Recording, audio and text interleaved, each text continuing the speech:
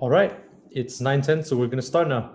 Good morning, everyone. My name's Kush, and welcome to Code for Corona 2020. So, before we really get into this opening ceremony, I'd like to introduce you to the team behind Code for Corona.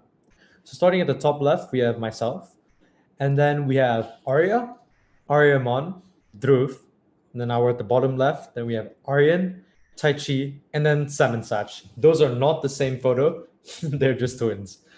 Though we could understand why you might be confused. So the eight of us will be online on Slack to be and contactable throughout the hackathon. So please just reach out, message us if you have any questions. So what are we all here to do this weekend? Well, we want to creatively explore some of the second order issues or the societal challenges caused by COVID-19. But specifically, we want to explore how technology might be able to build solutions to some of those problems. You're not trying to cure COVID, okay, using an iOS app. What you're trying to do is see how you can use your skills as a programmer and developer to help society in this time of need. We welcome people of all skill levels who want to just learn to build things in a safe environment and have fun. So hackathons are really fun, but I think the hardest part is starting with a blank slate. An idea can make or break your chances of winning, but how do you actually come up with an idea? Well, tune into our ideation workshop later to get more to learn more a little bit about that. But there also and also check out the inspiration briefs. What I'd like to do now though is take a look at some potential problem areas you might want to focus on over the weekend. So I think the problems can be grouped into these five general categories, although of course they are interrelated. The first has to do with physical isolation. Like logistically, how does life go on, right? How do you facilitate delivery, transport? When is delivery and transport even like acceptable, right? And with respect to availability, how can we ensure that merchants and others and services can continue to serve their customers even when face-to-face contact might not be possible, right? What matters, right? There was this controversy with how mental health professionals were not considered essential services and so were forced to close. Right? Was that the right decision? Well, we'll leave that up to you. The next category would be social well-being. So everybody's stuck at home all day. There's only so much Netflix and CS:GO you can play, right? How do you keep people entertained? I mean, for that matter, how do you help people stay connected with their friends? Right? It isn't easy not being able to see your friends for a month, 2 months, especially when you're used to living in a small city like Singapore. Right? How can you help stave off that sort of loneliness and perhaps sadness that might come for people who don't live with their family or who live alone? Closely related, then you have the economic problem of unemployment. Right? Certain jobs, such as software engineering, work really well remotely. So there's no problem for that. If anything, their productivity probably goes up because they're not being distracted by an office environment. But equally, you have certain jobs which just cannot take place face to face, right? Like, I mean, could a chef do remote work? Or not at all. And even if you look at restaurants who are still open for takeout, there's less necessity for us to have staff to wait on people, right? And all those things have a knock-on effect on the economy. Then you have the day to day. Now, this is related to the isolation thing. Right? How do you safely procure supplies? Like their family trips to Fair Price are over and will be over for the foreseeable future. Right. So how do you deal with that? Do services like Redmark work? How do you deal with being stuck at home with your family all day? And then the final category would be productivity. Now, this one's a double-edged sword.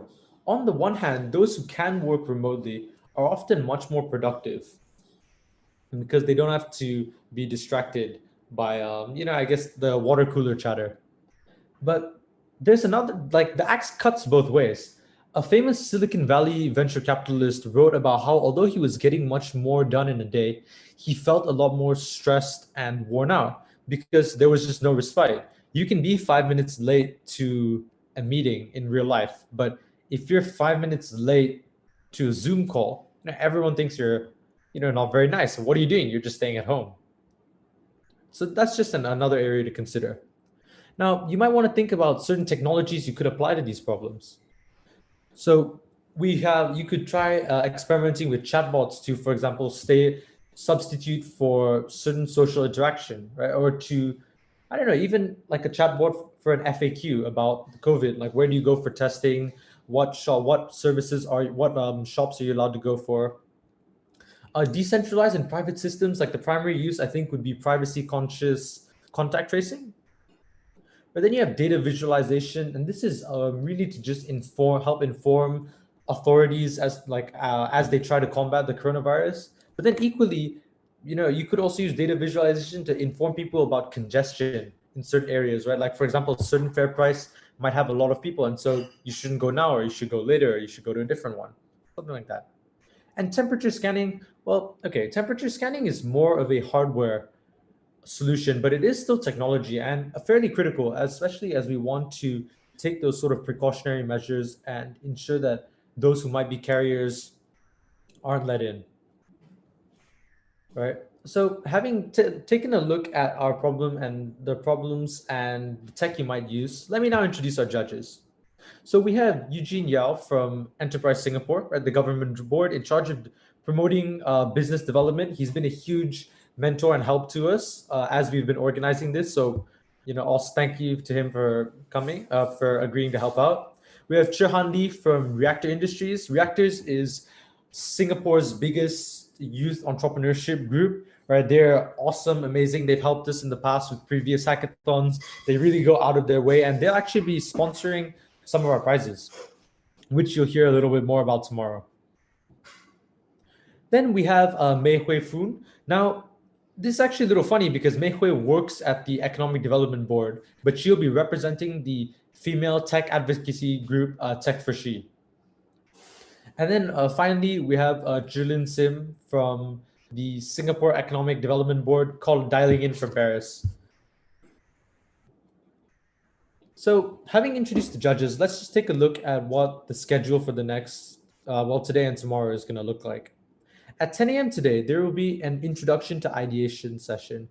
I strongly recommend that everyone who can attend this does so, right? Because we'll talk a lot about how to vet ideas, how to brainstorm, right? A little bit about like what like hackathoning 101 is, if that makes sense, right? Like because we do not expect a fully finished product, right? Like what you're trying to build for hackathon would look radically different for example, what you're building for a school, a piece of coursework for your school, or a business.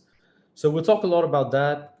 And then at 10:40 and 11:45, we will have some technical workshops in React, Python, and iOS. The specifics as to when each workshop will be is going to be sent on Slack after this live stream. And then after that, have lunch, relax, you talk to your team, get a sense as to what you want to build. Then from 2 to 5 p.m., we will have a mentor check-in session. So I will send out the links to you guys so that you can sign up for sort of 5-minute one-on-one chats with the people from the organizing team, and just so that you can get a sense of some feedback for your ideas and everything. Then Sunday, the big day. So at 9 a.m., we have a mandatory introduction to pitching workshop. So this is one of those things. There's no way for us to force you to go, but if you don't go, you have a very unclear idea as to what you actually need to do for your submission. So yeah, you should definitely go. And then you have until 2 p.m. to work on your projects.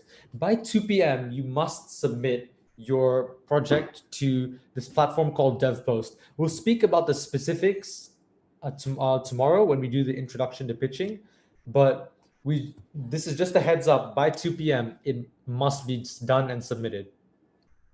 Right, between 2 to 4, the judges will be deliberating. So, okay, this part of the timeline will depend on how long the judges take to deliberate. It may finish slightly earlier, right? So the judges will deliberate on the projects that have been submitted.